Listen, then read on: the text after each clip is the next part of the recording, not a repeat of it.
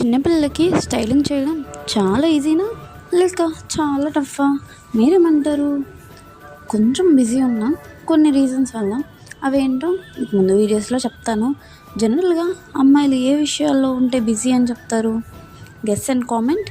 అలానే channel subscribe చేసుకొని like అయితే ఇచ్చేసేయండి. మీషో నుంచి 2 బేబీ గర్ల్ డ్రెస్సెస్ అయితే తీసుకున్నాను. First frock. ఈ ఫ్రాకు నేను మీషో యాప్ ఓపెన్ చేసిన ప్రతిసారి చూస్తూనే ఉన్నాను, కానీ ఎందుకో ఇప్పుడే కొనాలనిపించింది. క్వాలిటీ అండ్ ఫ్యాబ్రిక్ అయితే చాలా బాగుంది.